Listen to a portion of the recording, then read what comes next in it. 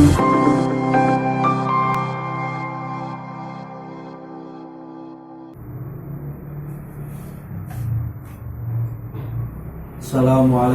warahmatullahi wabarakatuh. Bismillahirrahmanirrahim. Alhamdulillahirabbil alamin.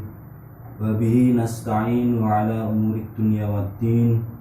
Wassalatu wassalamu ala asyrafil anbiya'i wal mursalin sayyidina wa maulana Muhammadin amma ba'du. Qala al-mu'allif rahimahullahu ta'ala wa nafa'na bihi wa bi ulumihi fid dharain. Bismillahirrahmanirrahim. Langsung saja nih. Kita berjumpa lagi pada kesempatan kali ini pelajaran nahwu shorof. Intinya pada di shorofnya. Untuk kali ini meneruskan apa yang sudah kita bahas kemarin. Pertemuan pertama kita membahas tentang apa yang dinamakan shorof dan bagaimana shorof itu ditempatkan dan apa fungsi shorof tersebut. Yang pertemuan kedua, kemarin saya beri materi atau sebuah catatan khusus untuk kalian semua pahami di rumah ataupun di pondok, yaitu materi tentang shorof yang saya tuliskan pakai tulisan pegon, Arab pegon. Kemarin kan saya suruh menerjemahkan ya, saya tuliskan pegon. Lalu kalian semua menerjemahkan dan dikumpulkan. Selain dikumpulkan kepada saya, catatan tersebut bisa untuk kalian semua untuk belajar di pondok ataupun di rumah buat belajar. Kalaupun ada sesuatu yang tidak kalian paham bisa langsung tanyakan. Kemarin sudah saya beri nomor saya. Jadi kalau ada sesuatu materi yang kurang paham itu langsung bisa Anda jabri saya, chatting pribadi. Bagaimana Pak ini maksudnya bagaimana? Silahkan, tidak masalah. Silahkan, saya terbuka lebar. Untuk semua yang belum mengumpulkan bagaimana Pak? Berarti belum jatuh tempo. Kemarin kan saya kasih waktu paling lama itu 1 minggu untuk harus mengumpulkan. Tapi kenyataannya masih banyak anak-anak yang belum mengumpulkan tugas yang saya beri. Padahal cuma mentranslate atau memindah ke tulisan bahasa Indonesia. Ayo semangat di rumah biar ada tugas. Cuman mentranslate, merubah ke Arab pegon, dirubah ke bahasa Indonesia saja. Kok masih banyak yang belum mengumpulkan, itu bagaimana? Ayo, yang belum dikumpulkan silakan untuk segera ditulis pegonnya, lalu di Arab pegonnya ditulis, lalu ditulis juga dengan bahasa Indonesia, lalu difoto dikirimkan di saya tunggu ya, cepat, jangan menunda-nunda pekerjaan. Okay. Untuk kali ini kita mengulas atau menjelaskan tentang materi yang sudah saya berikan kemarin, yaitu tentang apa itu yang namanya tasrif yang sudah saya catatkan kemarin loh.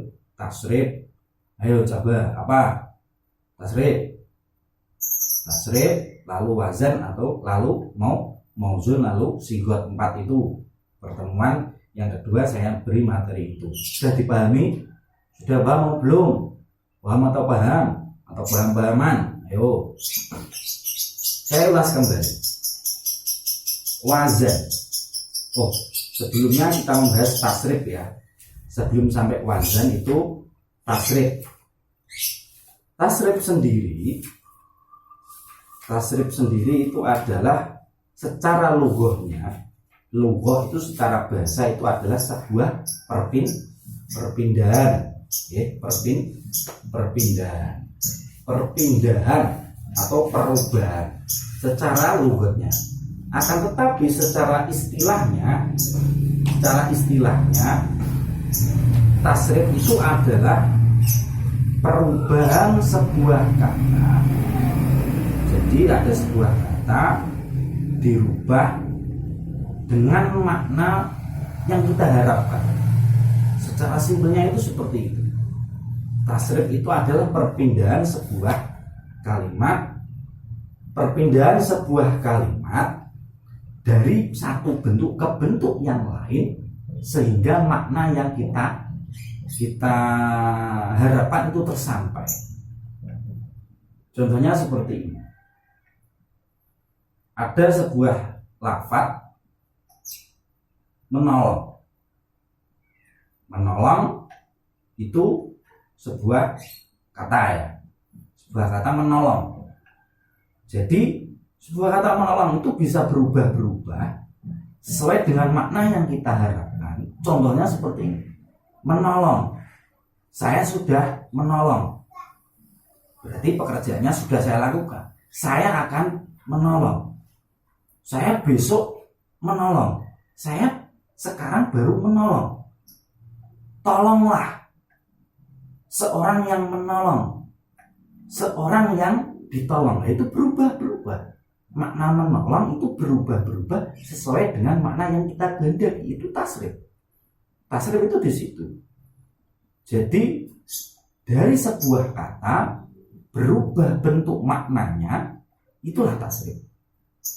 Akan tetapi kalau di dalam tasrif itu nanti kan kita membahas tentang lafaz bahasa Arabnya. Ini sudah saya catatkan, nanti saya bahas. Jadi yang pertama itu tasrif dulu, ya, harus kita pahami. Tasrif seperti kata menolong. Menolong itu ada kata nasoro.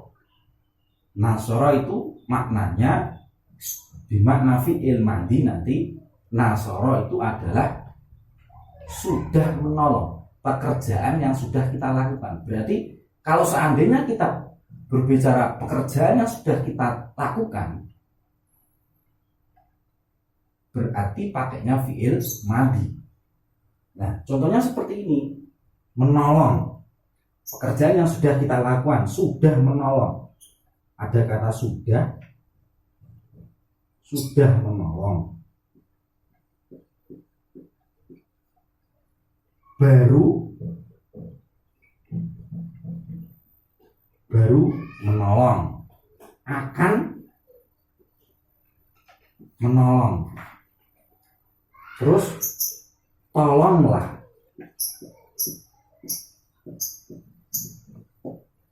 Lalu seorang yang menolong.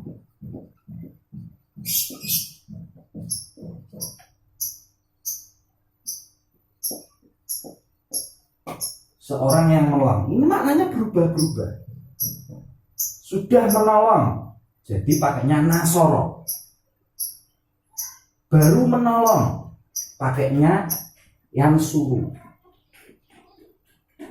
Akan menolong, pakainya juga yang suruh. Tolonglah, unsur, pakainya fi'il amar. Seorang yang menolong, berarti pakainya adalah isim fa'il, nasirun.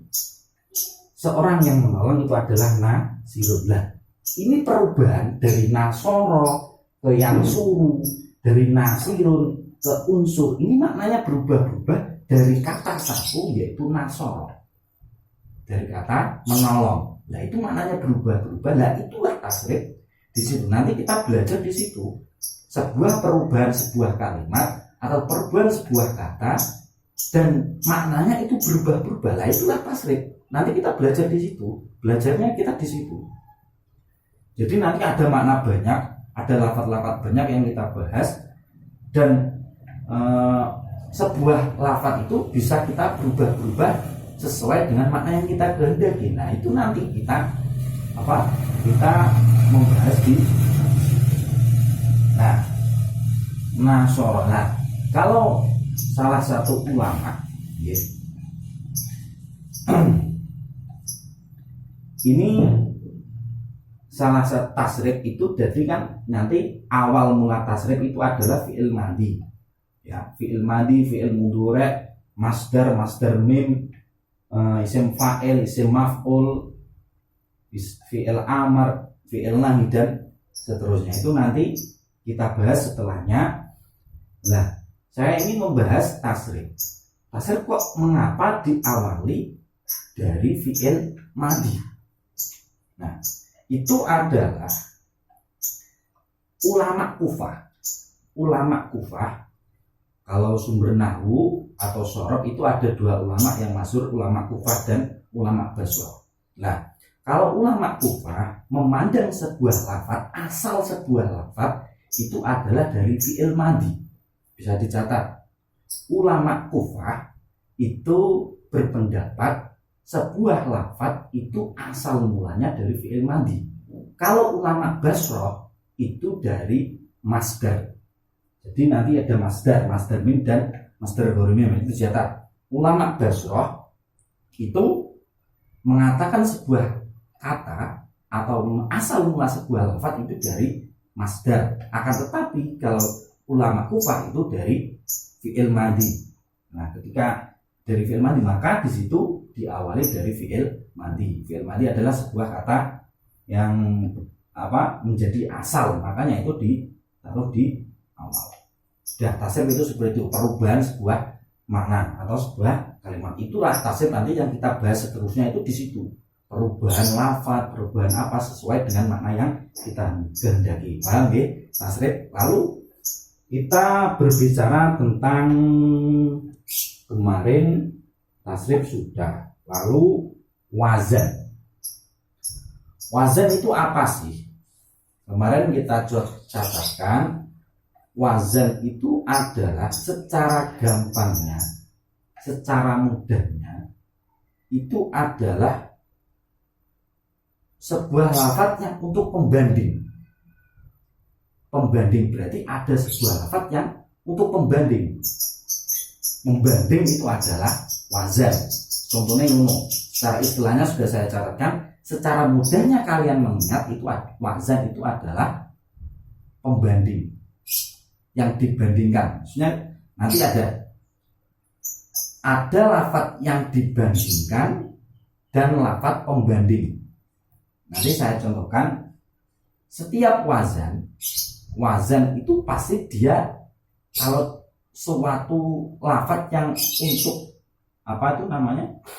yang untuk contohan atau yang untuk bandingan, itu letaknya ya pastinya di awal. Itu wazan. Kalau kalian sudah punya kitabnya, sudah punya kitab tafsir belum? Amsilatut Tasrifiyah. Ayo, yang belum punya harus segera beli ya. Nah, itu kalian buka pada awal pertama, halaman yang kedua. Lalu pertama muqaddimah, halaman yang kedua itu pasti ada yang namanya wazan. Saya contohkan seperti fa'ala yaf'ulu fa'lan. Kalau nanti sudah masuk kita bisa lalaran bersama. Fa'ala yaf'ulu fa'lan wa maf'alan fahuwa fa'ilun wa dzaka maf'ulun uf'ul la taf'ul maf'alun maf'alun mif'alun. Itu adalah wazan. Seperti contoh ini, fa'ala yaf'ulu fa'lan wa maf'alan fahuwa fa'ilun wa dzaka maf'ulun uf'ul la taf'ul maf'alun mif'alun. Ini wazan. Wazan itu adalah, kalau kalian buka di tasrif, yang awal mula lafaz yang paling di atas itu namanya wazan. Untuk sebuah bandingan. Yang ada di awal itu adalah namanya wazan. Setelah wazan itu nanti ada seterusnya, okay? Ada seterusnya. Terus nanti ini bab 1, nanti bab 2 diawali dengan wazan, lalu seterusnya. Nah, yang awal itu namanya, yang di sini kalau temukan, kalau nanti di awal kita membahas ada beberapa wazan. Kalau fa'alayaf ulu ada, fa'alayaf ilu ada, fa'ulayaf ulu ada, dan seterusnya. Nah, ya, pokoknya yang di awal itu adalah sebuah wazan. Ini namanya wazan. Wazan itu ada di permulaan. Itu namanya wazan. Setelah wazan, yang bawahnya yang mengikuti wazan itu adalah namanya mauzun, ya, diling-iling bukan mauzan. Mauzun.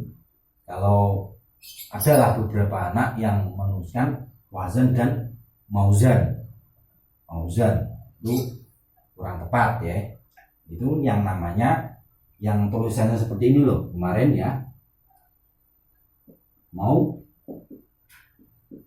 mauzun, itu namanya mauzun, wazan dan mauzun.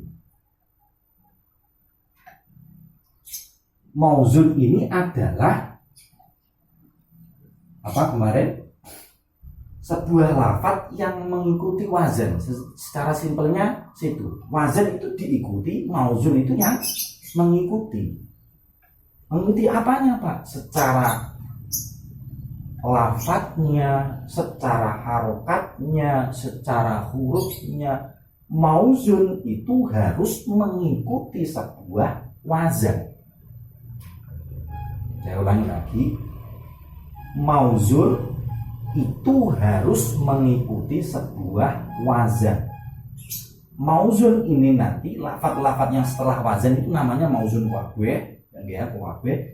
Mauzun itu nanti mengikuti wazan di dalam harokatnya, di dalam hurufnya, di dalam yang lain-lainnya. Nanti ada pembelajaran. Nanti kalau sudah memasuki bab 1 nanti ada yang namanya qawaidul ilal. Nanti sedikit saya catatkan tentang qawaidul ilal.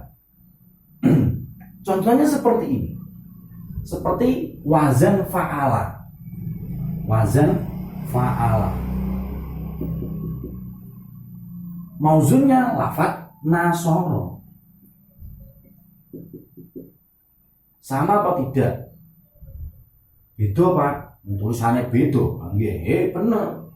Akan tetapi secara harokatnya dia sama, secara hurufnya dia sama. Maksudnya seperti ini, secara harokatnya dia sama, fathah semua, jajal ketimbang fa, fathah, a, fathah, la, fathah, na, fathah, so, fathah, ro, fathah. Nah, ini sama. Fa'ala, nasoro. Jadi nanti kalau ada pertanyaan nasoro wazannya apa? Nasoro wazannya adalah fa'ala. Fa'ala. Secara lafadznya dia sama. 1, 2, 3, hurufnya 3. Hurufnya ini juga 3. 1, 2, 3. Secara lafadz mauzun itu harus mengikuti wazan. Secara harokatnya, secara jumlah hurufnya itu nanti harus mengikuti. Secara simpelnya itu terlebih dahulu itu seperti itu. Paham nggak, betul? Ini seperti fi'il madhi. Contohnya lagi, fi'il madhi sudah. Lalu fi'il mudhari'. Fi'il mudhari' wazannya fa'ala. Ini fi'il madhi. Fi'il mudhari'nya wazannya yaf'ulu. Yaf'ulu. Mauzunnya lafaz yang suruh. Ini aja. Yang suruh.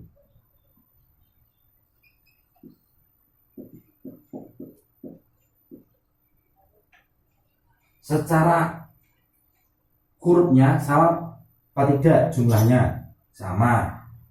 1 ya, 2 fa, 3 ain shad, lam ro, 4 ya. Gak ketok ini gini misal gini mawon yaf'ulu yang 1 ya, 1 2 3 4 sama, 1 2 3 4 sama, harokatnya sama, ya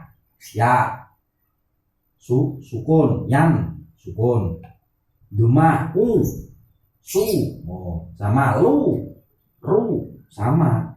Secara harokatnya dia sama, secara hurufnya juga dia sama. Itu namanya wazan dan mauzun. Mauzun itu harus selalu mengikuti wazan secara harokatnya atau lafadznya yang nanti. Paham no beten? Sama seperti lafadz nanti setelahnya. Ini secara kesimpulannya seperti ini dulu antara fi'il madhi dan fi'il mudhari'. Lalu ya yang saya sebutkan itu adalah nanti kita harus mengetahui yaitu yang namanya fa fi'il, ain fi'il dan lam fi'il. Contohnya, sebagai contohnya itu adalah lafadz fa'ala. Fa ini menjadi fa fi'il, fa fi'il. Ain ini menjadi ain fi'il. Lam ini menjadi lam fi'il. Lam fi'il. Kalau kita membahas mauzun seperti lafadz nasoro, nun ini nanti kalau nasoro itu mengikuti wazan fa'ala, nun ini berarti kedudukannya menjadi fa fi'il, sama juga di sini fa fi'il. Shad kedudukannya menjadi ain fi'il karena kan tiga huruf, ini 3 huruf. Kalau nun ini kedudukannya menjadi fa fi'il, shad ini kedudukannya menjadi ain fi'il, ro ini kedudukannya menjadi lam fi'il. Itu nanti harus kita ketahui antara fa fi'il, ain fi'il dan lam fi'il. Paham? Nah, kok seandainya berlebihan, seandainya ada lafadz yaf'ulu, berarti ya ini adalah ya tambahan. Pokoknya sebuah lafadz itu ada sebuah pokok lafadznya, yaitu pasti ada fa fi'il, ain fi'il dan lam fi'il. Selain itu pasti adanya tambahan. Ya ini adalah huruf mudhari'ah. Nanti kita bahas yang akan datang. Berarti kalian harus bisa pahami dulu antara ain fa fi'il, ain fi'il dan lam fi'il, itu harus bisa kalian pahami. Paham nggih antara wazan dan mauzun. Lalu kita membahas, setelah itu kemarin kita membahas yang namanya sigot. Sigot itu adalah sigot, ya. Sigot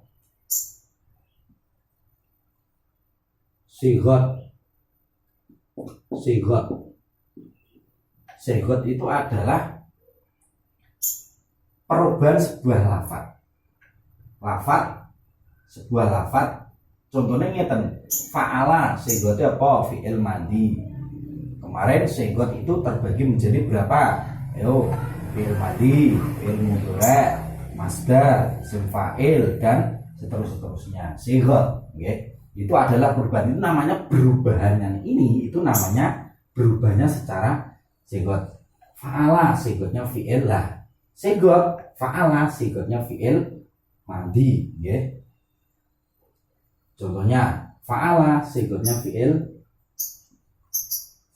madi. Yaf'ulu sigotnya adalah fi'il mudhari'. Fa'lan adalah masdar yang seperti saya catatkan kemarin, nggih. Masdar ini masdar mim.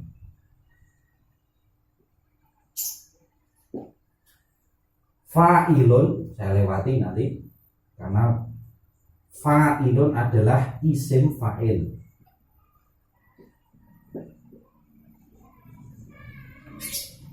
Maf'alun adalah sigotnya yaitu isim maf'ul. Uf'ul sigotnya adalah fi'il amar. La taf'ul adalah fi'il nahi. Maf'alun adalah zaman makan. Zaman atau makan. Mif'alun adalah isim ismu amar. Ini yang sudah saya catatkan kemarin sigot itu ada berapa? Lah itu fi'il madi, fi'il mudhari' terletaknya di sini. Fi'il madi di sini, fi'il mudhari' di sini, masdar ada dua nanti, masdar mim dan masdar ghairu mim, isim fa'il, fa'ilun, maf'alun, fi'il amar, fi'il nahi, zaman makan, isim ala. Nah, terletaknya di sini. Sigot itu kemarin sudah saya catatkan. Lalu nanti ada yang namanya wazan, mauzun, itu berubahnya secara sigotnya, okay? Secara sigotnya. Penjelasannya kalau ada yang kurang memahamkan bisa dijawab saya atau bisa langsung tanya dengan saya, okay? Melalui chatting pribadi atau yang lain-lainnya. Keterangannya cukup sekian, pasti banyak kekurangan dan kelebihan. Semoga